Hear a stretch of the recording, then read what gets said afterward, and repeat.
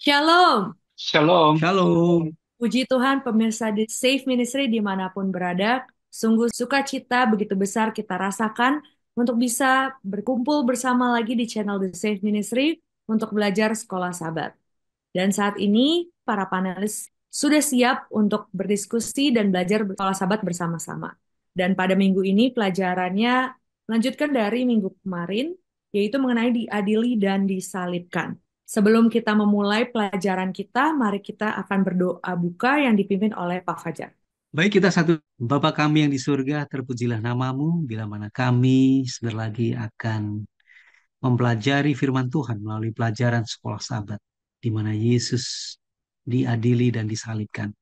Dan bila pelajaran ini dapat boleh kami sampaikan kepada seluruh pemirsa dimanapun mereka berada, sehingga mereka betul-betul mengetahui secara seksama akan peristiwa ini dan iman kami semakin dikuatkan. Secara khusus juga kami ingin mendoakan kepada saudara Michael Manulang yang rindu ingin memperoleh satu tempat pekerjaan. Kiranya Tuhan akan sediakan sesuai dengan iman kepercayaan dia. Memberkati akan kesehatannya, Tuhan akan sembuhkan beliau dan biarlah itu menjadi satu sukacita bagi segenap keluarga besarnya. Terima kasih Tuhan, kami serahkan ke dalam tangan-Mu Yesus Kristus penebus dan juru selamat kami. Amin. Amin. Sungguh tidak sabar kita akan mulai menggali pelajaran sekolah sahabat minggu ini. Tetapi sebelum itu kita akan mendengar ringkasan singkat untuk pelajaran kita sepanjang satu minggu ini oleh Pak Tobing. Silakan Pak. Baik, pemirsa The Safe Ministry masih lanjutan dari kisah di pelajaran minggu lalu. Kalau minggu lalu berakhir di pengadilan di Mahkamah Agama, ini nanti berlanjut lagi di pengadilan yang berikut ya. Ada pengadilan dari Pontius Pilatus dan yang lain. Dan sampai nanti akhirnya disalibkan. Kita baca terlebih dahulu ayat hafalan kita. Dan pada jam 3 berserulah Yesus dengan suara nyaring. Eloi, Eloi, lama sabachthani. Yang berarti Allahku, Allahku, mengapa engkau meninggalkan aku? Ini adalah ucapan Yesus persis beberapa saat sebelum dia meninggal. Setelah mulai dari jam 9 dia disalibkan. Bayangkan ada 6 jam dia terpajang di kayu salib dan akhirnya dia mengungkapkan ini. Nanti dalam satu minggu ini kita fokus kepada Markus 15. Masih merupakan inti dari narasi penderitaan ya yang kita belajar di minggu lalu, karena di dalam pasal inilah kita akan melihat bagaimana Yesus menghadapi persidangan, dihukum, diejek-ejek oleh tentara, dia disalibkan, kemudian apa? Mati dan bahkan dikuburkan. Jadi nanti kita akan melihat ada beberapa ungkapan-ungkapan yang boleh dikatakan ungkapan ejekan sebenarnya ya. Engkaukah raja orang Yahudi ya? Lalu ada lagi tanda nanti ditulis di atas salib. Ada juga ejekan dari pemimpin agama yang bilang orang lain ia selamatkan, tapi dirinya sendiri tidak dapat ia selamatkan. Bahkan sampai nanti ada lagi apa? Seorang yang bernama Yusuf dari Arimatea. Bagaimana peran dia membantu Yesus dalam proses penyaliban. Jadi ini beberapa pelajaran nanti yang kita akan lihat, terutama di persidangan, ya persidangan politis, ya persidangan politis sebenarnya nanti, lalu sampai peristiwa apa, ketika dia harus menghembuskan napas yang terakhir. Demikian pengantar bagi kita, Saudari Beatrice dan pemirsa di Safe Ministry. Terima kasih Pak Tobing. Pemirsa di Safe Ministry, sebagai topik pertama kita akan mempelajari mengenai engkaukah raja orang Yahudi? Yaitu suatu pertanyaan yang ditanyakan kepada Yesus. Mari kita dengar mengenai kejadian ini. Baik, pemirsa Safe Ministry, Markus 15 ayat 1 sampai 15 ya fokus kita di pelajaran hari ini. Ada beberapa situasi ironis yang terjadi di sini ya. Jadi ketika sebelumnya Yesus dihadapkan kepada Mahkamah Agama, lalu selanjutnya disitulah Petrus menyangkal. Tapi kenapa Mahkamah Agama tidak bisa memutuskan? Ya karena pada saat itu Mahkamah Agama itu kan diisi oleh para pemuka agama dari orang Yahudi. Mereka pada saat itu kan berada di bawah penjajahannya Roma. Mereka tidak diberi keleluasan untuk menghukum, ya, menghukum mati, sehingga mereka harus membawa ke pengadilan pemerintah Roma. Pada saat itu sebagai gubernur ya gubernur untuk Judea yang ditugaskan adalah apa? Pontius Pilatus, ya, Pontius Pilatus. Nah, tentu kalau persoalan agama yang dibawa ke pemerintah Roma tidak ada urusan sama urusan agamanya Yahudi. Ya maka apa? Isunya adalah ya dibawa ke ranah politis. Itu makanya yang dibawa adalah isu bahwa Yesus ini mengaku sebagai raja orang Yahudi. Jadi kalau isu mengenai bahwa Yesus mengaku sebagai rajanya orang Yahudi, ini kan dianggap seperti menyaingi pemerintahannya si orang Roma. Makanya Pilatus bertanya ya di dalam Markus 15 ayat 2, Pilatus bertanya, "Engkaukah raja orang Yahudi?" Yesus jarang menjawab. Tapi kali ini Yesus jawab, "Engkau sendiri mengatakannya." Ya, engkau sendiri mengatakannya ini sebenarnya Yesus tidak bilang iya, tapi dia juga tidak mengatakan tidak. Ya, ini sebenarnya dia tidak menyangkal, tapi dia juga tidak mengiyakan gelar itu. Jadi seolah-olah tanggapan ini memberi kesan bahwa ya, dia memang adalah raja, tapi raja, ya memang dia raja, tapi raja dalam pengertiannya Pilatus dan juga orang-orang Yahudi saat itu berbeda dengan raja yang di dalam konsepnya Yesus, ya.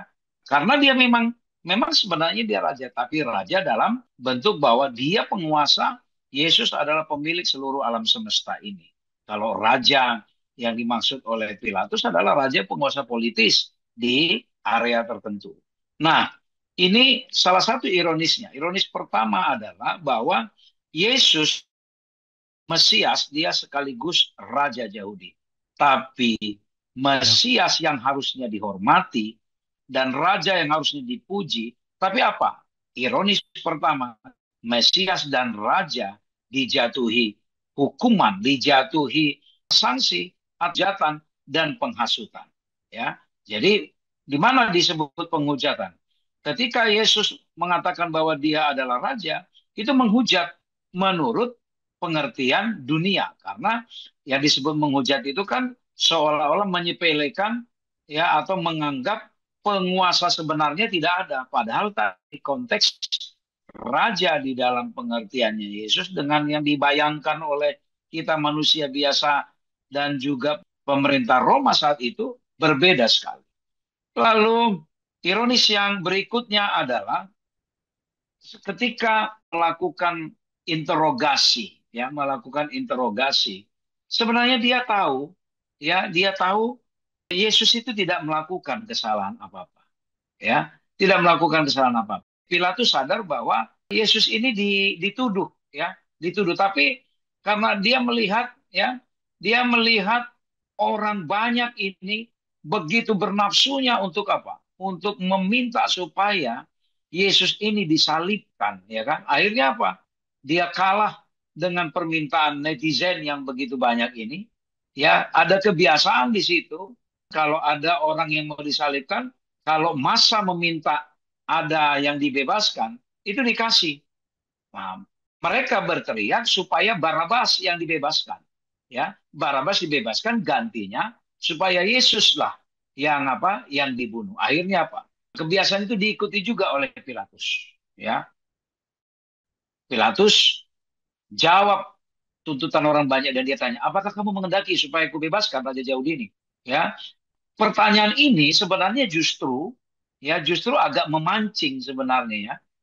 Pilatus nggak menyadari kalimat dia itu ketika dia bilang, kamu maunya saya bebaskan nih Raja Yahudi, oh bikin ngamuk orang Yahudi itu.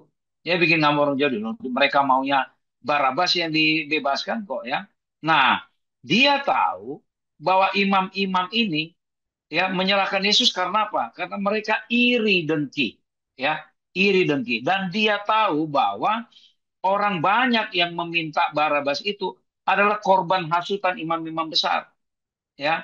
Lalu makanya Pilatus sekali lagi dia tanya, kalau begitu apa yang harus kuperbuat ke orang yang kamu bilang orang Yahudi ini? Mereka malah teriak lagi, salibkan dia, ya. Lalu dia bilang, tapi kejahatan apa yang dilakukan? Inilah menunjukkan bahwa Pilatus tidak mendapati kesalahan sedikit pun pada Yesus. Tapi karena apa? Mereka makin keras berteriak salibkan dia, salibkan dia. Pemirsa The Safe Ministry, banyak pelajaran yang kita ambil di sini. Ketika orang sudah dikuasai oleh ambisinya, ya, ketika sudah dikuasai ambisinya, ya sama seperti orang banyak ini.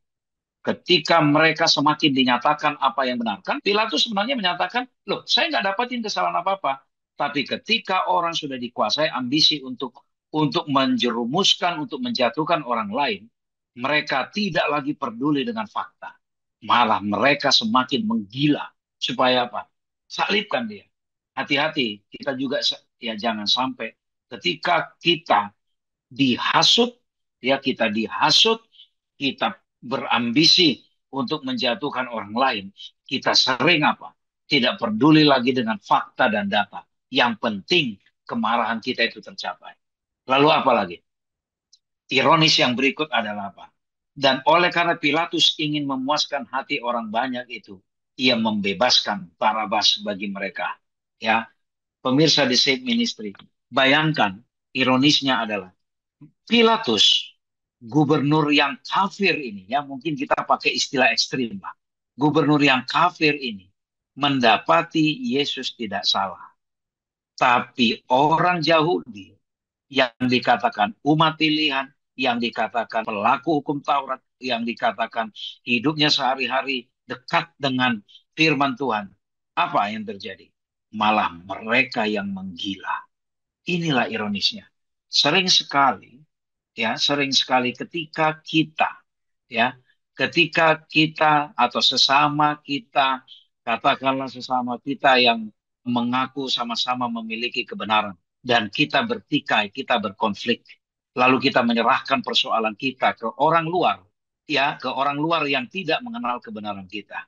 Yang mengerikannya adalah orang luar yang tidak mengerti kebenaran kita, mereka sebenarnya mendapati hal yang benar, tapi bisa saja mereka terhalang, ya, mereka terhalang menerima kebenaran dari kita karena mereka melihat kita yang di dalam sendiri, kita yang mengaku sendiri memiliki kebenaran, dilihat gila, ya, kita bertikai, kita dikuasai oleh apa? Roh permusuhan. Pemirsa The Safe Ministry, ini pelajaran sangat mahal bagi kita. Jangan sampai sesama kita bertikai, lalu kita serahkan persoalan kita ke orang luar. Orang luar sebenarnya ingin masuk, ya, ingin masuk ke dalam kebenaran kita, tapi terhalang oleh karena melihat apa? Melihat perilaku kita yang begitu ganas, gila, sama seperti orang-orang Yahudi pada saat mereka memaksa Pilatus untuk untuk menyalibkan, ya, untuk menyalibkan Yesus, dan bahkan bagi mereka lebih baik penjahat seperti Barabas dilepaskan daripada orang yang sudah melakukan penyembuhan yang banyak, mengajarkan hal yang baik, sudah melakukan mujizat yang luar biasa. Bayangkan luar biasa bahayanya satu ambisi, luar biasa bahayanya satu kegilaan yang kegilaan yang luar biasa yang diiringi oleh apa? Kedengkian, iri oleh karena apa? Mereka tidak terima Yesus viral, Yesus terkenal, ya Yesus bisa menyembuhkan banyak orang sehingga para tabib juga terganggu, lalu Yesus viral di kalangan orang-orang karena ajaran dia banyak yang diikutin sehingga para imam merasa ketenaran mereka mulai terganggu. Pemirsa The Safe Ministry, mari kita ambil pelajaran penting dari peristiwa pengadilan Yesus di hadapan Pilatus. Jangan sampai orang luar menjadi terhalang masuk menerima kebenaran kita karena mereka melihat perilaku kita yang tidak benar. Demikian pemirsa Safe Ministry. Baik, Pak Tobing. Selanjutnya kita akan mempelajari mengenai suatu ungkapan yang diucapkan oleh para prajurit, yaitu Salam, hai Raja orang Yahudi. Mari kita dengarkan penjelasannya dari Pak Fajar. Silakan, Pak. Ya, Beatrice dan pemirsa The Safe Ministry ya. Ketika saya membaca kisah ini, betul-betul kisah yang sangat menyedihkan sekali. Bahkan Markus dalam pasal yang ke-15 mencatat sangat begitu detail sekali ya. Bagaimana Yesus itu diolok-olok ketika dia ditangkap. Dan saya coba bayangkan bagaimana satu batalion itu kurang lebih sekitar 200 sampai 600 orang. Hanya untuk menangkap Yesus ya. Untuk membawa, mendampingi ya. Ya mungkin hampir sama juga dengan pemuka agama orang-orang Yahudi yang mengkerumuni di situ. sehingga mesti harus didatangkan satu batalion. Nah, apa yang dilakukan oleh orang-orang serdadu ini ya? Mari kita baca dalam Markus 15 ayat 16. Kemudian serdadu-serdadu membawa Yesus ke dalam istana, yaitu gedung pengadilan, dan memanggil seluruh pasukan berkumpul. Mereka mengenakan jubah ungu kepadanya, menganyam sebuah mahkota duri, dan menaruhnya di atas kepalanya. Kemudian mereka mulai memberi hormat kepadanya, katanya, "Salam, hai Raja orang Yahudi." Lalu mereka memukul kepalanya dengan buluh dan meludahinya dan berlutut menyembahnya. Ada beberapa tindakan-tindakan yang sangat ekstrim sekali ya, yang harus diterima oleh Yesus, yaitu Yesus ini dilucuti pakaiannya. Kemudian dia diikat sebuah tiang dan dia harus menerima cambukan. Cambukannya ini talinya itu dari kulit, kemudian ujungnya itu disematkan sebuah potongan tulang atau mungkin kaca atau batu, bahkan mungkin paku ya. Sehingga tidak heran ketika cambuk kulit ini dia mengenai kulit daripada Yesus, itu langsung ya terluka, kemudian dagingnya bisa jadi itu bisa terlepas juga ya. Dan itu dia beberapa kali harus disambung.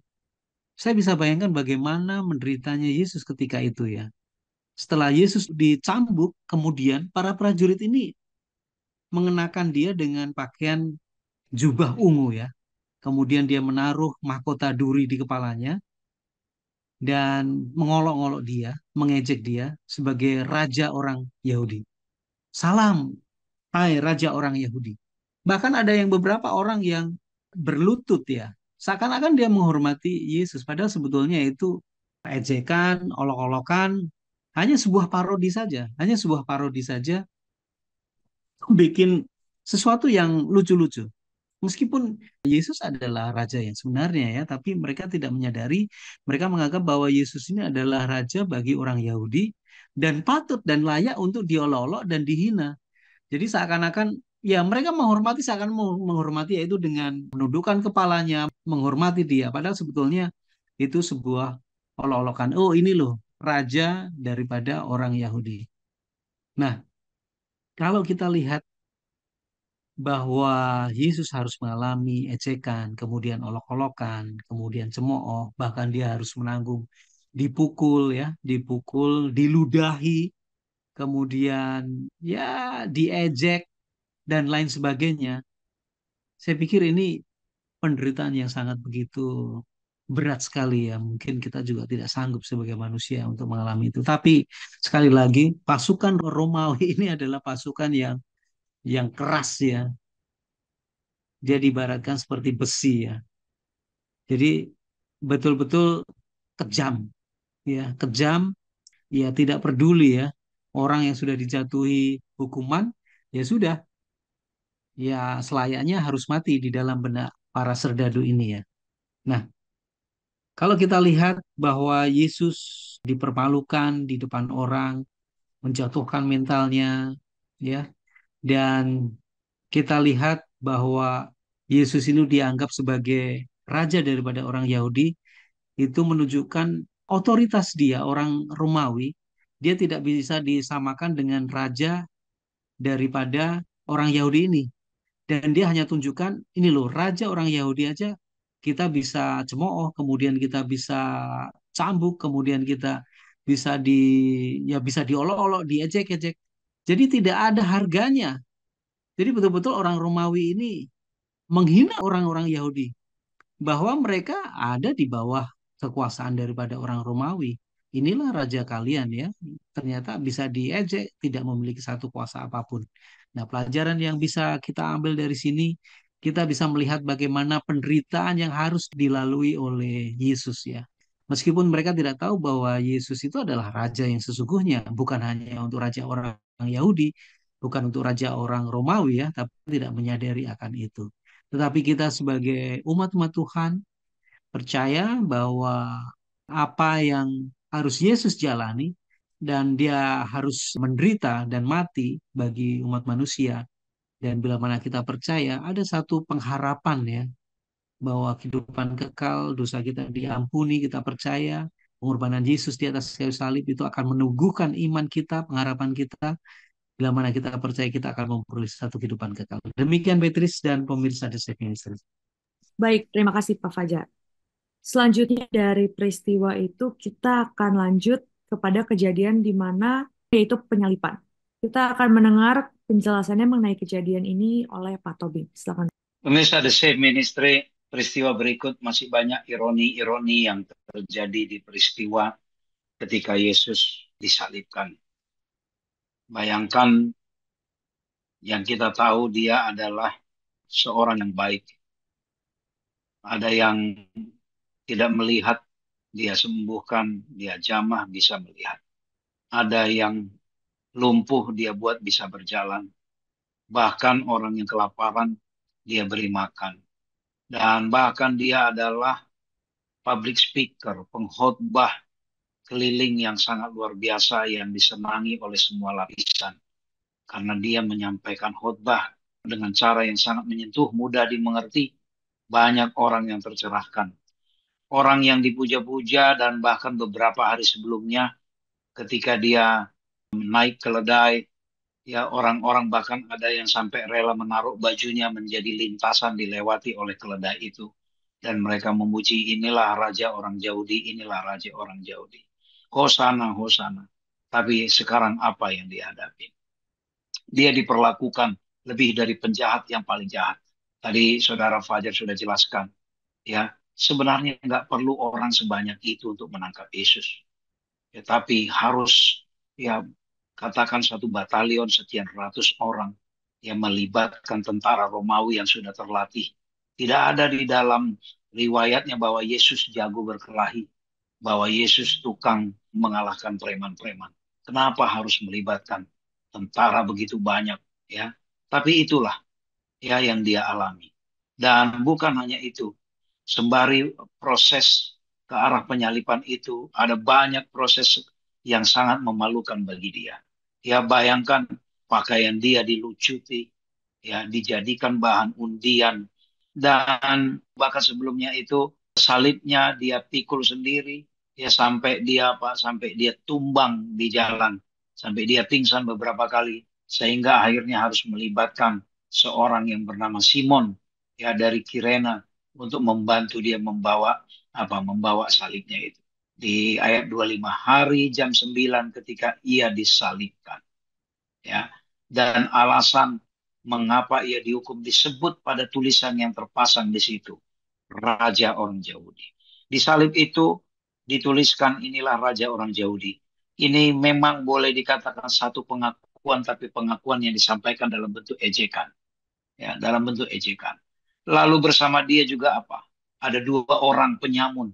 Bayangkan dia disalibkan bersama dua orang penyamun. Satu di sebelah kanannya, satu di sebelah kirinya. Pemirsa The Safe Ministry, metode penyalipan adalah metode eksekusi yang sebenarnya metode yang tidak berdarah. Karena apa? Paku dilekatkan di pergelangan tangan, di bawah telapak tangan.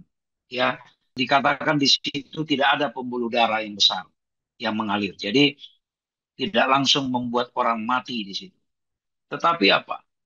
Ketika orang itu merasakan nyeri, di mana kakinya juga, ya di kaki itu dipakukan ya, di daerah yang tidak langsung membuat orang mati, tetapi bayangkan, pastilah orang itu merasa nyeri, ya, lalu orang itu bergerak, ya ketika bergerak, makin sobek, nah, itulah ya, makin sobek di kaki, makin sobek di tangan.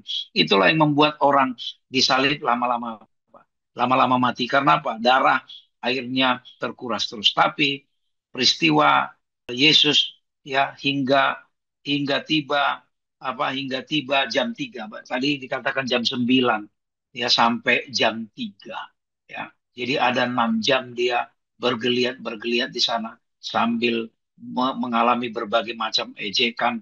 Bahkan pemimpin agama bilang bahwa orang lain dia selamatkan, tapi dirinya sendiri tidak bisa dia selamatkan. Ini apa? Ini menunjukkan penghinaan kepada Yesus. Tapi di satu sisi mereka juga mengakui bahwa Yesus selama ini memang menyelamatkan orang.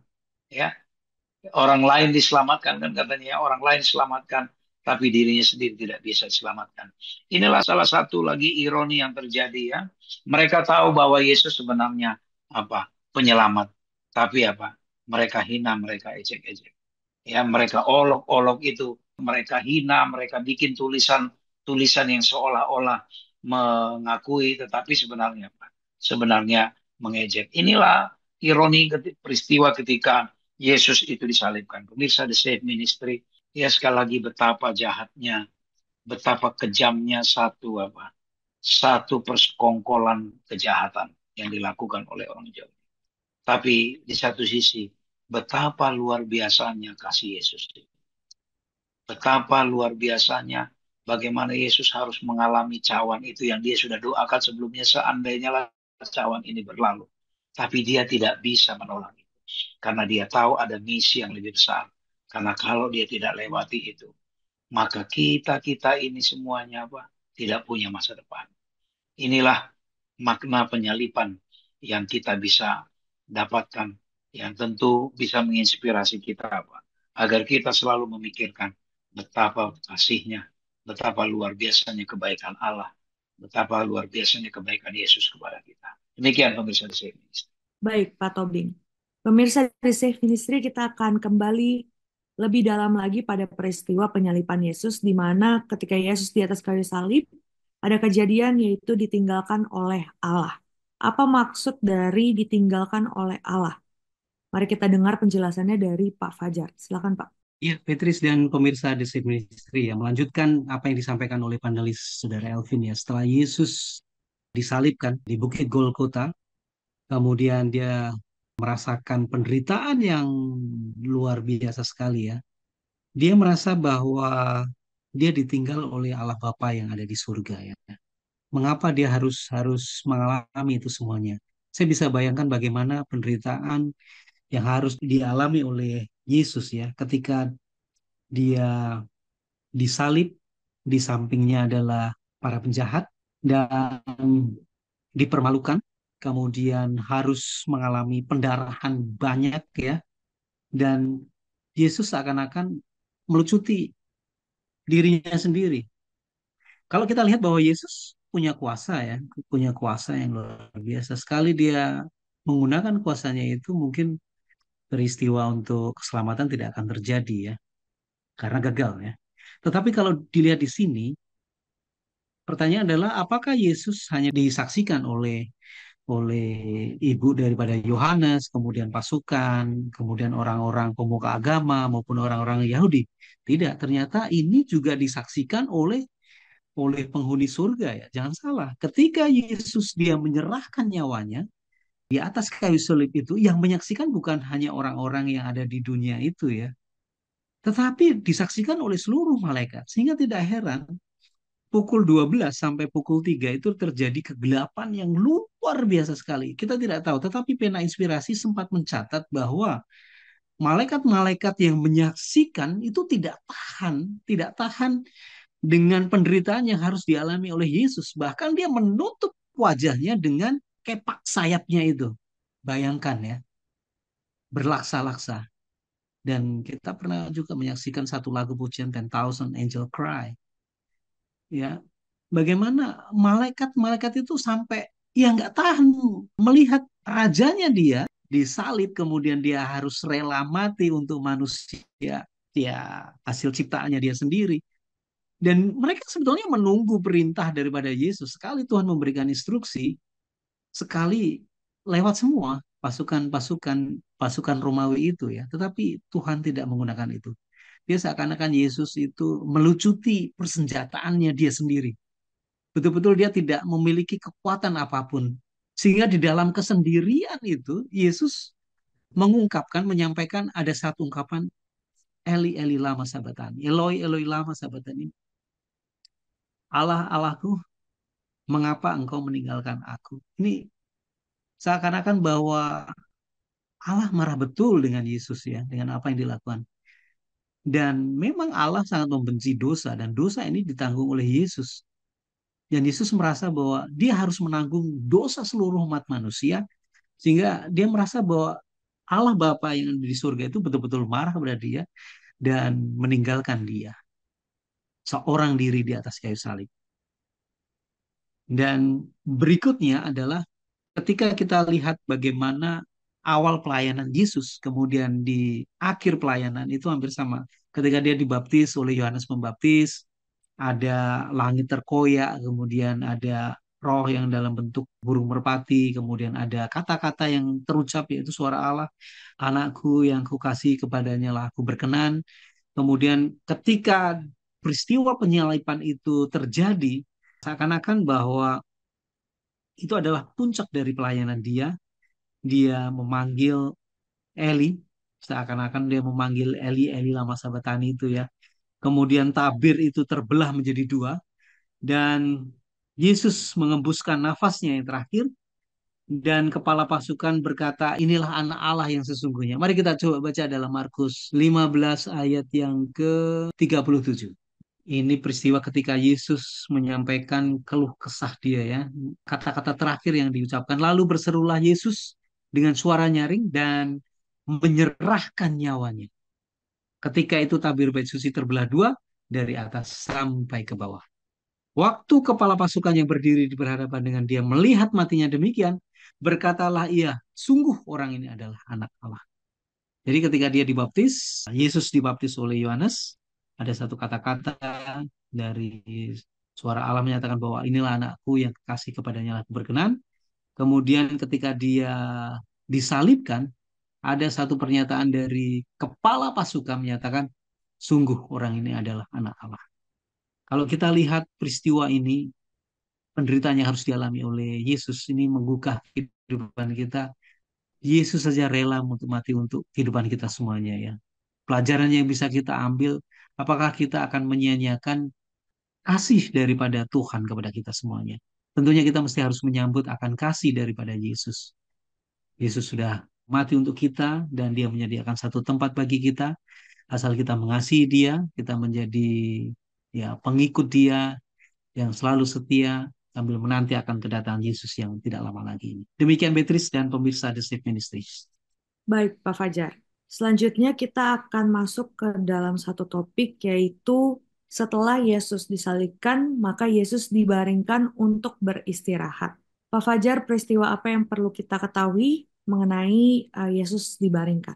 Ya, setelah Yesus itu dia ya mati, dia menyerahkan nyawanya ya. Dia menyerahkan nyawanya, kemudian mati. Ada seorang, itu sebetulnya kan sudah mau memasuki hari Sabat ya. Jadi sebelum hari Sabat itu semua mayat-mayat itu mesti harus diturunkan ya. Untuk memastikannya biasanya mereka dipatahkan tulang kakinya supaya tidak melarikan diri. Untuk memastikan bahwa semua tahanan yang sudah disalibkan itu memang mati ya. Tapi di sini ada sesuatu peristiwa yang sangat bagus di mana ada seseorang anggota Sanhedrin yang bernama Yusuf Arimatea ya. Dia adalah orang kaya, kemudian dia hormati, dia mencoba mendatangi, meminta izin kepada Pilatus untuk meminta jenazah Yesus. Ini luar biasa sekali ya. Di akhir masa hidupnya masih banyak orang-orang yang memiliki empati ya, simpati kepada Tuhan Yesus dan rela untuk menanggung semuanya ya. Dan dia meminta izin kepada Pilatus untuk mengambil jenazahnya itu dan dimakamkan selayaknya. Nah, pertanyaan adalah di mana murid-murid Yesus selama ini? Di mana mereka? Apa tindakan yang mereka lakukan ya? Mereka tidak melakukan apa-apa ya. Malah justru Yusuf dari anggota Sanhedrin ini yang rela untuk mengurusi ya, mengurusi jenazah daripada Tuhan Yesus. Tapi Pilatus ingin memastikan bahwa Yesus itu sudah mati. Oleh karena itu dia meminta salah satu perwira itu memastikan bahwa Yesus yang sedang disalibkan itu sudah mati dan perwira itu menyatakan bahwa memang Yesus sudah mati ya. Kemudian ditusuk di lambungnya memastikan bahwa Yesus sudah mati. Ini menyangkal ada beberapa argumen maupun orang-orang menyatakan bahwa Yesus tidak mati, hanya pingsan saja. Tetapi kesaksian, testimoni dari perwira ini sangat sangat akurat menyatakan bahwa Yesus memang memang sudah mati. Nah, singkat cerita, Yusuf dari Arimatia ini yang menurunkan jenazah Yesus dibantu oleh beberapa murid. Ada ibu, kemudian ada Yohanes sang kekasih juga untuk membantu untuk menurunkan jenazah. Kemudian ada beberapa perempuan ya, yang jelas perempuan-perempuan itu mengurusi akan jenazah Yesus, dan akhirnya Yesus itu dimakamkan ya di sebuah gua yang sebetulnya itu disiapkan untuk Yusuf Arimatea ini sendiri. Nah, kalau kita lihat bagaimana Yesus mati kemudian dibaringkan untuk beristirahat, dan Yusuf ada satu tindakan membawa satu helai kain lenan kemudian membungkus jenazah daripada Yesus, membaringkan jasadnya dalam sebuah makam yang sangat besar,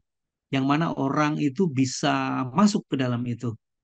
Nah, kepastian kematian Yesus ini sudah pasti, meskipun banyak orang-orang yang meragukan akan kematian Yesus, tapi yang jelas bahwa Yesus sudah mati, kemudian Yesus juga beristirahat pada hari Sabat, menanti untuk dibangkitkan ya pada hari yang ketiga.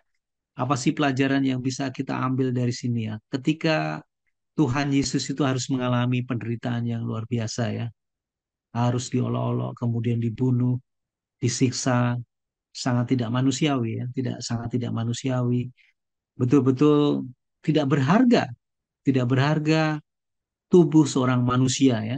Yesus yang selalu menggunakan tangannya untuk menyembuhkan orang banyak. Tidak ada artinya, tetapi di sisi lain ada seseorang yang memiliki satu empati, simpati yang luar biasa. Dia justru menghargai Yesus ini, yaitu dengan mengurusi jenazahnya, diberikan kain lenan, dan ditempatkan di pekuburan yang bagus ya, di sebuah gua yang sangat begitu besar, yang sebetulnya itu untuk dirinya sendiri ya, yaitu Yusuf Arimatea. Barangkali ini menjadi satu pelajaran bagi kita ya, meskipun banyak orang yang mungkin memiliki satu pendapat yang berbeda, tetapi kita bisa melihat dengan hati nurani ya, apakah kita mau mendukung atau tidak, tapi kita malah justru untuk membantu, karena barangkali kita melihat sesuatu yang baik dari orang tersebut ya, dari orang tersebut. Sehingga kita muncullah empati, simpatik, meskipun banyak orang yang menuduh ya, yang menuduh mungkin tanpa bukti atau mungkin mengada-ngada, atau hanya ya barangkali mendengar cerita dari orang lain tanpa ada konfirmasi dan lain sebagainya ya, ada konfirmasi dan lain sebagainya. Tetapi ini menjadi satu pelajaran yang bagus untuk kita semuanya. Kita percaya bahwa Tuhan akan datang menjemput kita semuanya dan kita akan dibawa ke dalam kerajaan surga. Demikian Beatrice dan pemirsa The Safe Ministry. Baik Pak Fajar. Tidak terasa kita akan mengakhiri diskusi kita, tetapi sebelum itu kita akan mendengarkan kesimpulan dari Pak Tobi. Pemirsa The Safe Ministry, kalau kita mencoba dengan kemampuan dan ketulusan kita, membayangkan kita berada di posisi itu, mulai dari malam yang mencemaskan di Taman Getsemani, lalu dia harus menghadapi, dia dikhianati oleh orang terdekat, kemudian dilempar dari satu persidangan ke persidangan yang lain, dicambukin, diludahin, diejek, difitnah, dihujat, sementara dia harusnya mendapat kehormatan, mendapat pujian. Lalu bukan hanya itu, dalam kelelahannya dia masih dipaksa membawa salibnya sendiri. Dia diperlakukan seperti penjahat paling kriminal pada saat itu. Dia dihukum dengan salah satu cara yang paling memalukan pada saat itu. Hanyalah penjahat-penjahat kelas kakap yang disalibkan, dan dia disejajarkan dengan penjahat-penjahat kelas kakap. Dan tidak cukup sampai di situ. Ejekan demi ejekan. Pengejeknya bukan orang-orang brutal, tapi pengejeknya adalah para pemuka agama. Para pemuka agama memain-mainkan gelar-gelar yang mereka tahu itu sebenarnya adalah apa? Satu gelar kehormatan yang datang dari surga. Mereka mengatakan Raja Yahudi, mereka mengatakan macam-macam. Yang mereka mengejek orang lain diselamatkan, dirinya tidak diselamatkan. Dan alangkah yang paling menyedihkan lagi adalah murid-muridnya yang bersama dengan dia 3,5 tahun. Satu sudah menyangkal, satu mengkhianati, yang lainnya berdiri jauh-jauh. Untung saja ada para wanita ibu-ibu dan termasuk ibu Yesus, Maria. Tidak mudah menjadi Maria, karena dengan mata kepala sendiri dia melihat bagaimana anaknya mulai dari awal dipermalukan, dihina, dan bahkan di depan mata kepala sendiri juga anaknya dilihat, bajunya, pakaiannya ditelanjangi, dan bahkan lambungnya ditikam. Pemirsa The Safe Ministry, mungkin sangat terbatas mata rohani kita bisa mengalami betapa pahit yang dialami Yesus pada saat itu. Dan luar biasanya, Pilatus, gubernur Roma yang kafir itu, tahu bahwa dia tidak salah. Dan dia melihat orang-orang yang belajar firman Tuhan setiap hari, yang mengadakan korban bakaran pagi dan petang, justru itu yang dipenuhi dengan kegilaan. Kurang apalagi yang Yesus buat di kita. Bukan dosanya yang dia tanggung, tapi dosa kita yang dia tanggung. Mulai dari Adam sampai kepada kita pada saat ini, semua dibebankan di pundak dia. Tangan dipaku, kaki dipaku, menggeliat-geliat selama 6 jam. Dan akhirnya dia katakan, sebagai manusia yang merasa ditinggalkan, Eloi, Eloi, lama sabachthani, kenapa engkau meninggalkan aku? Sesungguhnya tidak ada yang meninggalkan dia, tapi memang itulah yang harus dia jalan. Pemirsa The Safe Ministry, biarlah pelajaran minggu ini menggugah mata rohani kita, menggugah iman kita, agar kita ingat siapa kita. Kalau bukan karena pengorbanan Yesus, kita tidak punya masa depan, kita tidak punya pengharapan. Kalau bukan karena kasih Yesus yang sudah berkorban, mati bukan karena kesalahannya, mati karena kesalahan kita, dihina bukan karena kehinaan dia, kita sebenarnya hina, dan yang menghina adalah orang yang hina, yang dia selamatkan sendiri. Pemirsa The Safe Ministry, mari coba kita ambil waktu merenung peristiwa salib itu.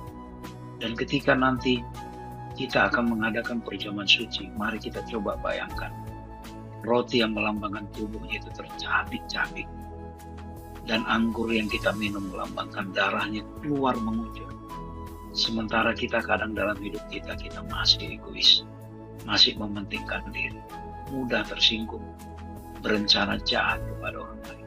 Sementara Yesus kejahatan orang lain yang kita. Biarlah kiranya peristiwa penyaliban dan kematian Yesus menjadi satu motivasi bagi kita, agar kita menyambut kasih. Tidak ada yang bisa kita buat membalaskan itu. Hanyalah kepasrahan dan berserah kepada tuntunan Tuhan. Itulah satu sambutan yang dia tunggu dari kita.